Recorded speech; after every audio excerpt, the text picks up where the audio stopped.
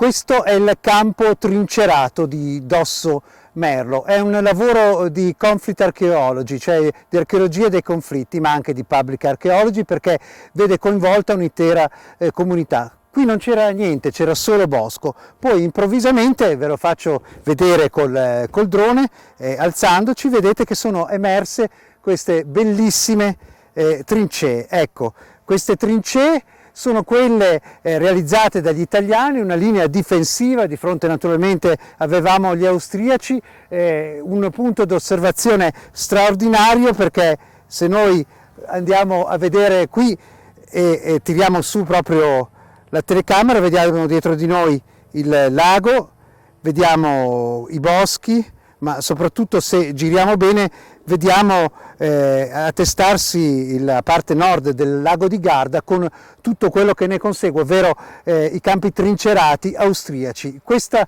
era una guerra del fronte immobile, ma un fronte che ha potuto raccontare invece della mobilità e del lavoro di tanti soldati di ambo le parti.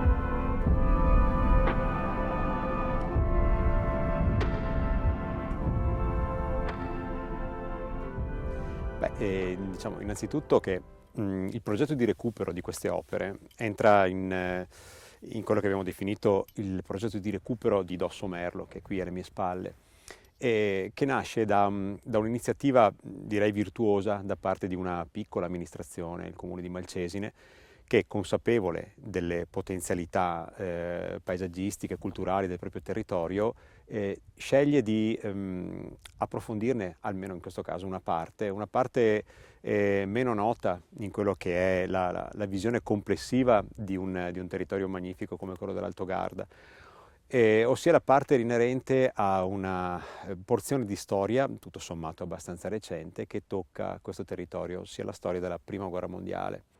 Terra di confine, avevamo questi siti per lo più metabolizzati dalla vegetazione, in tanti passavano e non si accorgevano neppure della presenza di queste vestigia, di questi elementi, se non la memoria, diciamo, di qualche vecchio e qualche sprazzo di pubblicazione proveniente da altri siti, da altre realtà. Ecco, la situazione normalmente, diciamo così, prima che si intervenga è così: un bosco molto fitto e tra il bosco, guardando bene, invece salta fuori qualcosa.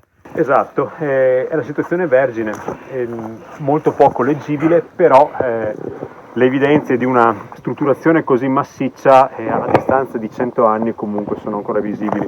Ora, puoi notare sotto i miei piedi abbiamo il punto centrale di questa grande postazione d'artiglieria, che molto probabilmente era la postazione su cui veniva fissato un grosso pezzo d'artiglieria, forse un 305, ma sarà tutto da verificare. Ti posso vedere sulla cementizia del bordo è ancora visibile, vedi la tacchettatura della ghiera di brandeggio.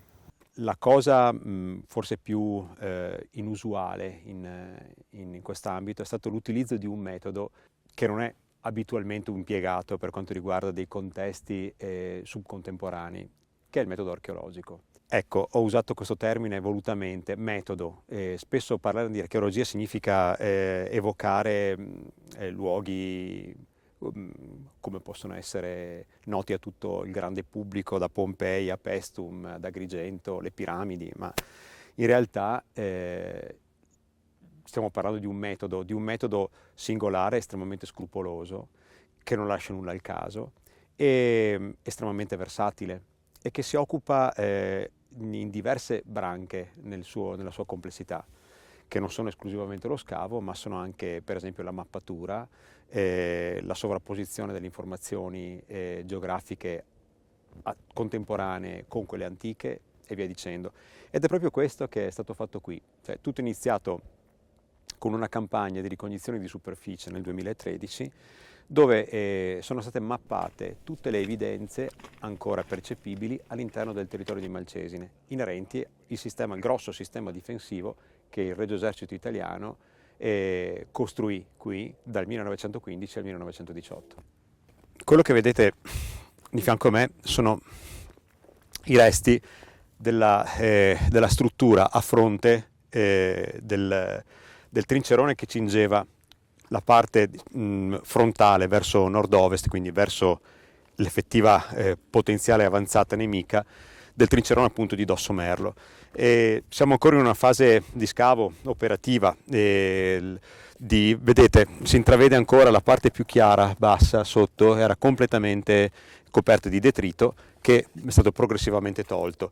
Questo è un estratto della carta topografica del 15 dicembre del 17 che faceva parte del mappario del Comando Prima Armata, quindi dalle dirette dipendenze dell'allora tenente generale Guglielmo Pecori Girardi, poi maresciallo d'Italia, dove vediamo il luogo in cui ci troviamo, ossia Dosso Merlo. Noi siamo qui, siamo all'interno esattamente di questa simbologia qua, a segmenti più scuri, che identificano il trincerone fortificato. Se noi procediamo all'interno della trincea, ne vediamo tutte le caratteristiche. Per esempio, questi sono i fori di scavalco cosiddetti, per poter permettere alla fanteria presente all'interno della trincea di scavalcare il parapetto per contrattaccare. E qua si cominciano già a intravedere, questa si vede già meglio, queste sono le feritoie per i fucilieri. In questo caso è completamente obliterata dal detrito che è colato da sopra. Più avanti ne vediamo delle altre.